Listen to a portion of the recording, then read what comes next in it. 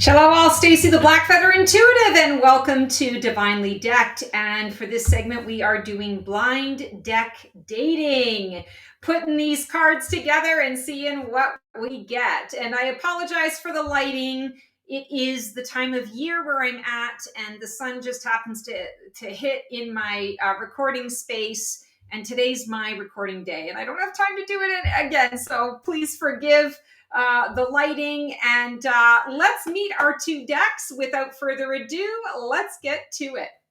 So today we are going to be exploring the She's Wilderness Tarot and the Empath's Oracle.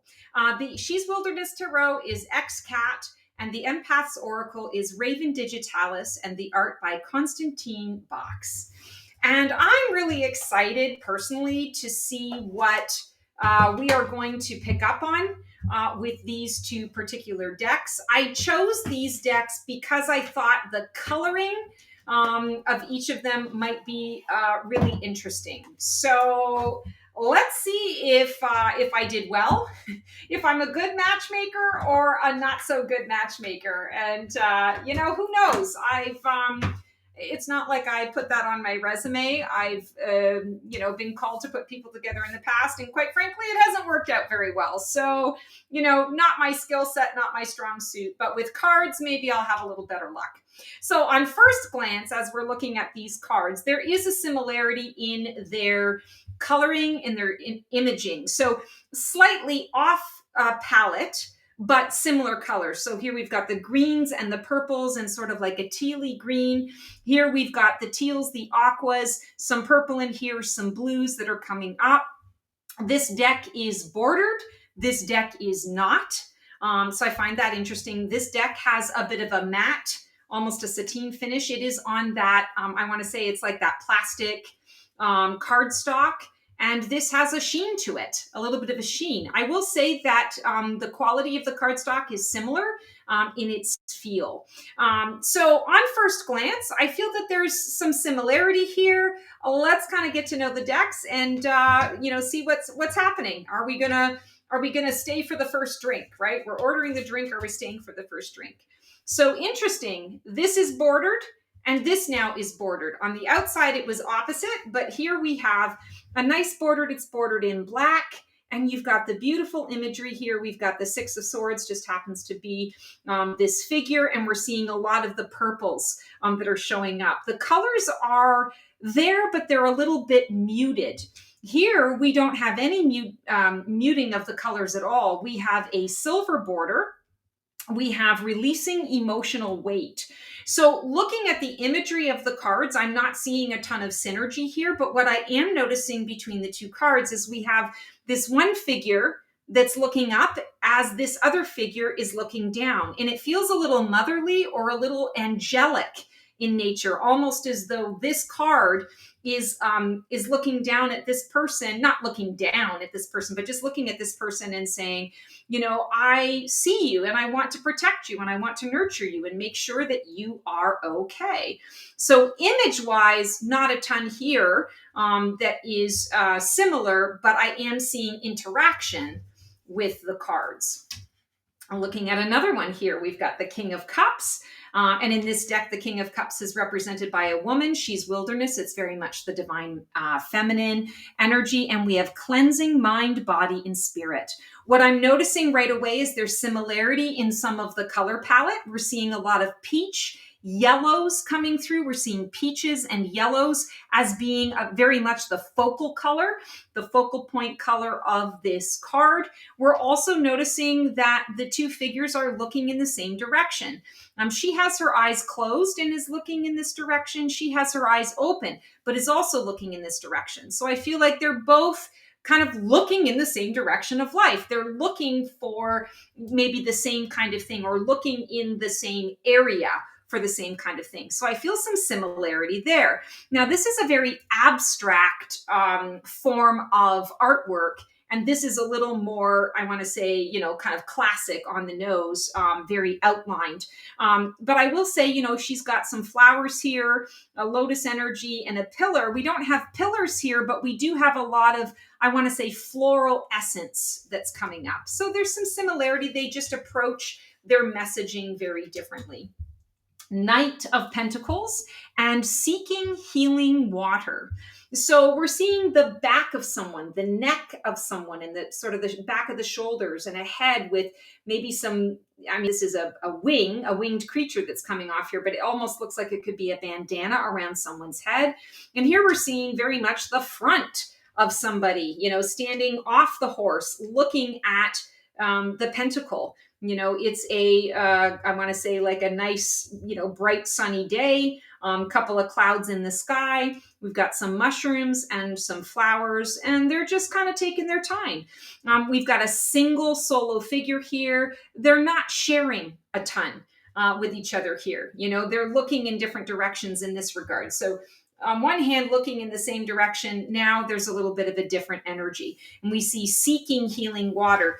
Knight of Pentacles is seeking something different than what this energy is seeking. So it kind of makes sense with what we're seeing. Maybe not so much the synergy, but something that makes for interesting conversation over a single drink. Here we have the Sun card. So very much that orange energy, the solar plex or the sacral chakra coming up. Kissing the sun. We've got a deer in the background here and sunflowers. We've got a really interesting outfit that she's wearing. And what we've got here is sort of like a reflectionary image. It feels like the duality of things, one side and the other side, or the outside versus the inside of something. And the message here is establishing emotional boundaries. It's a number 1. Well, that's interesting because they both break down into a 1. So there is some similarity there in the numbers. This is not showing a figure per se. It's more of an object and how the object is expressing itself. And but the duality here, or the two reflections, I feel can be represented here with the sun, kissing the sun, looking the sun in the eyes, or looking the sun in the face. So again, on first blush, not a ton of, I want to say, commonality here, but let's see how the messages start to come together. So we'll check out the spark. What unique chemistry, I'll just put these to the side here. What unique chemistry emerges when these two card decks' voices blend? This is going to be interesting. I thought this combination was going to have more connections. So let's find out if I'm right, and maybe there's going to be something else, or if I was just completely off my rocker when putting these two together. All right. So, the Fool card. So something new, a new adventure, excitement, moving forward, looking forward to something new and different. And this is opening to dreams and visions. Okay, so the messaging is very similar in that regard, that they're on the right track there. The unique chemistry is that they are both adventurous. They're both looking for something new and different. Here we have the outline of a person. I'm going to say it feels more divine feminine. So there is some commonality there, that we have a female figure here, divine feminine, and we've got the divine feminine here. There does feel like something is kind of falling away, letting go of certain ways that they looked at the world, opening to new dreams and visions. And here she's walking away from what is known and walking into the unknown. She's not paying attention here because there's a little snake. We don't want her to step on the snake and get hurt, get bit. So she's a little more naive. I feel like this deck may need some guidance to be able to pay attention to all of the details that are provided. And we're going to see if this deck can actually do that. But I feel like this deck is going to support the She's Wilderness to dream big and to look for broader horizons. So in that regard, I feel like there's some commonality. They have something to offer one another at the very least. Let's see what the clash is. Where might their personalities challenge each other or cause tension? Hmm. Okay, so interesting. We have 10 of Swords and learning from social conflict. So definitely feeling here like the 10 of Swords, it's like when we talk about that challenge, this card deck I feel might get a little dramatic. This card deck might be like, you know what? I'm done. Stick a fork in me. I'm either this or that, but don't show me anything in the middle. Don't show me anything that I don't want to see or that I don't want to know because I'm not interested. I'm very focused. And that kind of makes sense. This is a very much a divine feminine deck focused on divine feminine issues and energies. And this deck is about the empath, right? It's the empath's oracle. So it's very different. It's about feelings and emotions. And this is more about an ideal, a concept. So it makes sense that there would be some clash. What's really interesting here is we are seeing a face that has her mouth open in such a way that she might be a bit shocked. Wow, you took it to that level? You went to that degree? Wow, that's like pretty serious. I'm learning something from you. So this deck, I feel, can learn a lot about the physical aspects of life, right? Like dealing with the reality, the nuts and bolts. Whereas this is, again, more in the realm of feelings, sensations. I'm trying to understand where you end and another person begins. This deck is going to say, well, here's where I end. Here's where I begin. It's going to be very clear and direct. And I feel that this card deck maybe is not going to understand that or not be completely prepared for that. Definitely giving a different perspective, I guess is how I would put that. I'm just going to move these up here so you can see all of the cards. Hoping that makes some sense. All right, and now we are at hidden layers. What unexpected truth does one deck bring out in the other? I always like this hidden truths one because this is usually the one that really indicates whether the decks are going to have, you know, a future drink. Right now, I feel like we're still on the first drink, so I don't know if we're going to have a future date. But let's see what we got here. Hidden truths, 2 of Pentacles. So balancing resources, taking time out. I feel like this deck almost like to the Empath's Oracle, the She's Wilderness deck feels a little bit schizophrenic, and I don't mean that in a derogatory way, just more like a little bit scattered, a lot of different things or a lot of different moods that are at play. And this one is questioning the dark thoughts. So this one is smiling, holding the thoughts. Maybe she's holding those dark thoughts and she's like, yeah, I'm holding them loud and proud and I'm working through them and I'm very bold about it. I'm not trying to hide anything. It is what it is. And this one is kind of surprised that this deck is so bold and out with it. And this one is questioning, okay, I don't know if you sharing those dark thoughts makes me feel really comfortable or not. I'm not really sure how to engage and interact with you in this way. So the unexpected truth, I feel, is that this deck feels like it can't handle this deck or it can't understand this deck, throws this deck off. You know, and we're talking about the empath energy. An empath can be easily thrown off by someone's scattered energy. And I feel like that's how this deck comes across when in relation to the empath's oracle, is that this deck is a little scattered. One minute it's happy, the next minute it's sad. Now it's like, oh, okay, everything's awesome, everything's all right. And this deck is like, I can't keep up. I don't understand how you can be just so, you know, laissez-faire about everything. I mean, that's great and wonderful, but I don't know if that's something that I want on a regular basis when we're talking about the type of guidance that I'm seeking. So definitely feeling that we are not going to be going past the first drink. But let's see. Here's our future date potential. If these two decks keep working together, what kind of guidance will they co-create? This will be really interesting. Because sometimes this can be a surprise too, where you're like, oh, I never thought about that.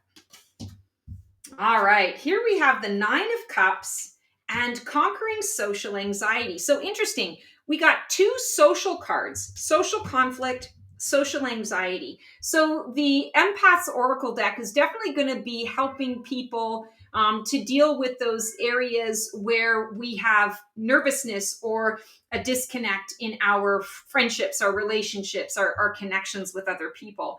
So conquering social anxiety and Nine of Cups. I do feel like this deck would eventually help this deck. And when you're working together with them to get the kind of guidance, I feel like this might, the Empath's Oracle might be the deck that really hones in on and highlights how you're feeling about your particular issue at the time. And the She's Wilderness is really going to help you to feel more of that wishes fulfilled connection. Going to say to you, hey, that's fantastic that you were able to get out of this, or that you're feeling all of these things. Here's how you can look at the silver lining. Here's how you can make it work for you.